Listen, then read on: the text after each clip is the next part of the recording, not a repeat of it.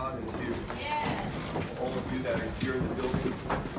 To Deacon Holly, God bless you. It's good to see you this morning. To all the our church mother, and to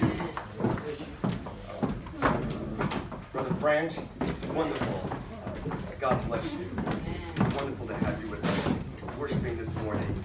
And let's give a special God bless you to the Beckers.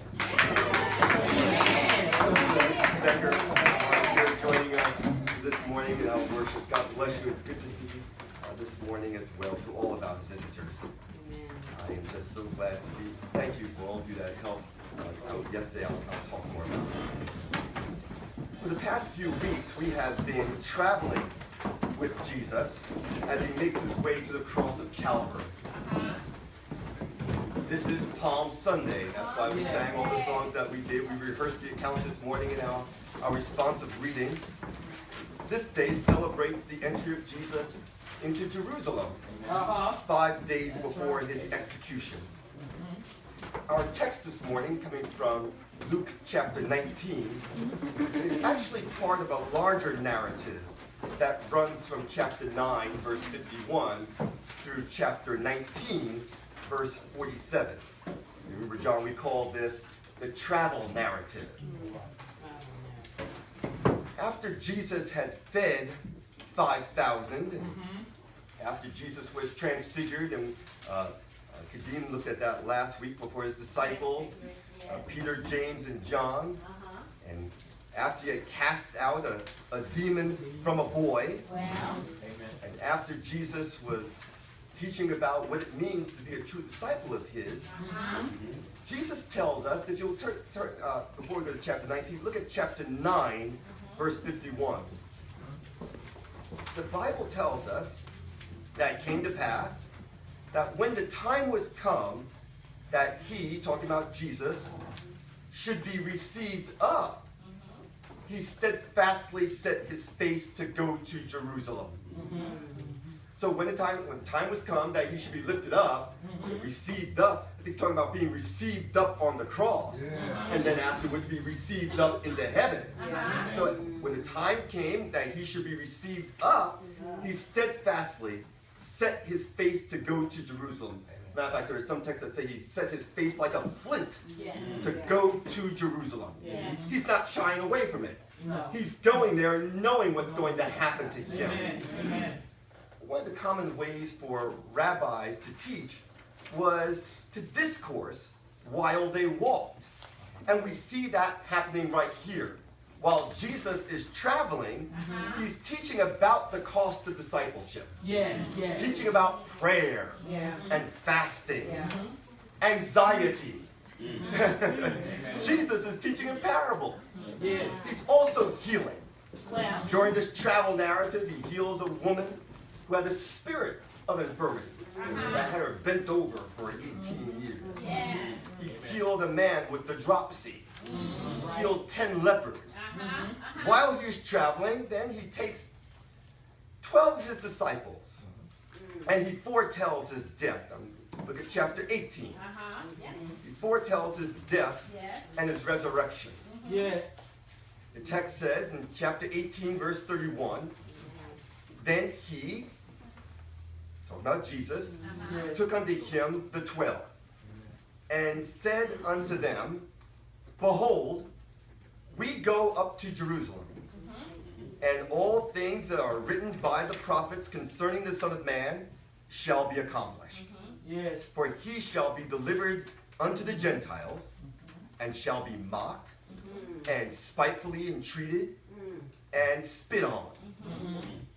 And they shall scourge him, and put him to death. And on the third day he shall rise again. Hallelujah. Mark's gospel makes it quite clear that he prophesied this, he foretold this 3 times on 3 different occasions. Now, notice what the text says in verse 31, that he had to take the 12 aside. He had to take them. And that's because of the increasing size of the crowds. That's right. Jesus had to always contend with crowds.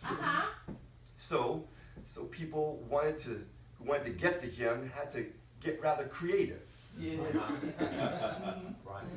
about what happened in Mark chapter 2. Yes. We had this man who was paralyzed. Right. Yes, yes, He had some faithful friends Yes. who knew that if they could just get him to Jesus, that he could be healed. Yes. And since there was no way to get into the house, because it was so crowded because of the door, these men got creative. They climbed on top of the roof, and they dug a hole in the roof and let the man down into the presence of Jesus. Amen. Some creativity there. You had the problem with this woman who was suffering with, as the Bible calls it, an issue of blood. Well, you know, she had this problem when she was menstruating all the time. All the time. So you can imagine that this woman was rather weak, anemic, very pale, because she doesn't get the proper oxygenation, right? So what did she do? Again, dealing with the crowd. Yes. She said, well, I can't allow the crowd to keep me from seeing Jesus. So she said, I'm just going to get into the thick of it. Because I know if I can just touch the hem of his garment, I can be made whole. Yes. Amen. What each of these examples has in common is that they had to demonstrate courage. Yes. They had to be courageous Yes. because they were desperate. Yes. As the saying goes, desperate people do desperate things. Yes, sir. Yes, we do. A person who is desperately hungry will eat anything. Just as those people on Survivor. They'll eat all kinds of insects and roasted rat, all to keep from starving to death. You all remember the neighbor on the Evans family in Good Times who ate dog food in order to survive. A person who is desperately thirsty will drink anything. Just ask those men who were castaways for some 52 days, and what they drank was their own urine. They were desperate. I remember when this is not as desperate, but when I was coming back from Memphis in 1986, my father got me to the airport too late, and I missed my flight. That was a direct connection from Memphis to Boston. And so what I had to do, the desk clerk said, well, you're going to have to take a flight from here up to Chicago, and then you're going to have to take another flight from Chicago to Detroit, and then another flight from Detroit to Boston. Right. But you know what I said? I'm desperate. I gotta go see this woman and propose. And that's exactly what I did. All because I was desperate. Yes, that's right.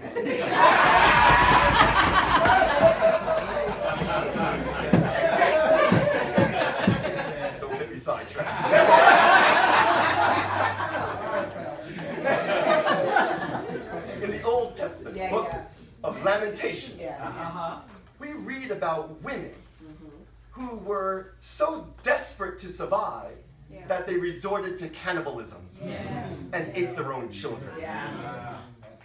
On the other hand, in the New Testament, we meet people who were desperate to see Jesus. Yes. They needed a touch. Yes. They needed a healing. Yes. They needed an exorcism or simply a word.